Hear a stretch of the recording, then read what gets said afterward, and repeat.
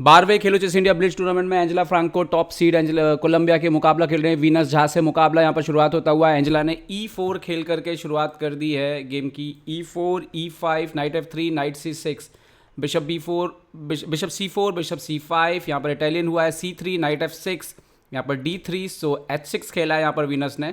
और एंजेला ने A4 खेलते क्वीन साइड से जगह बनाई, इन्होंने A6 खेल दिया है। एंजेला B4 खेलती हुई, बिशप जाता हुआ पीछे, बिशप B3, बिशप A7 के बाद, और इन्होंने तेजी से खेला है वीनस ने D6।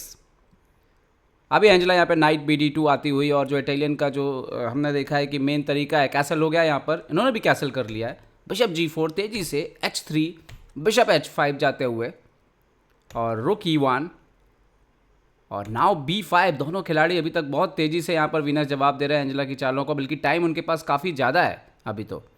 और यहाँ पर एंजेला सोचती हुई, क्योंकि B5 एक इंटरेस्टिंग मूव है, नाइट F1 जाता हुआ, जो कि इंटरेस्टिंग तरीका है नाइट E3 या G3 से खेल में आता है। यहाँ पर वीनस ने नाइट D7 खेल दिया है, नाइट E7 खेल दिया है।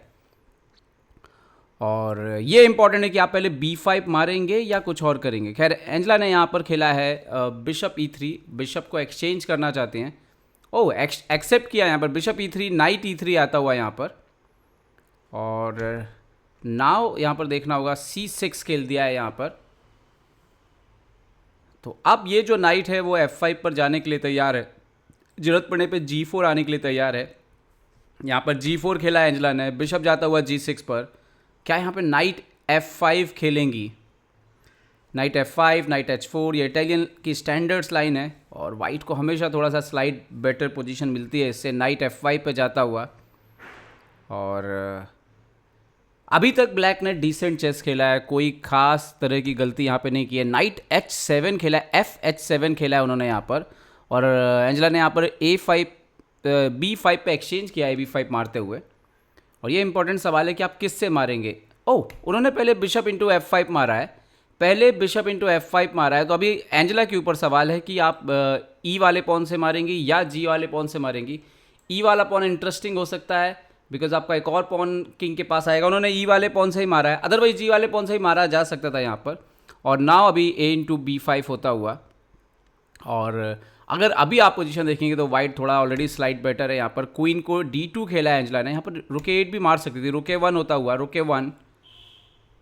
एंड नाउ यहाँ पर नाइट C8, नाइट को पीछे गए हैं, क्या और कुछ कर सकते थे? नाइट F6 भी वापस आ सकते थे यहाँ पर, शायद पता नहीं क्या करना चाहते हैं, B6 से D5 कराना चाहते हैं क्या, पर ये नाइट यहाँ पर ठीक बैठा हुआ था। शायद क्वीन को एक्टिवेट करना चाहते हैं, बट क्वीन भी कहीं पे आ नहीं रहा है। तो ये थोड़ी सी ब्लैक की यहाँ पर गड़बड़ चाल हुई है मुझे लगता है। और ज़रूरत पड़ने पर अब वाइट का जो मेन प्लान हो सकता है, आपके 3 पॉन है यहाँ पर, हाँ वही किया है एंजेला ने, H4 कर दिया है, G5 की तैयारी यहाँ पर होती हुई।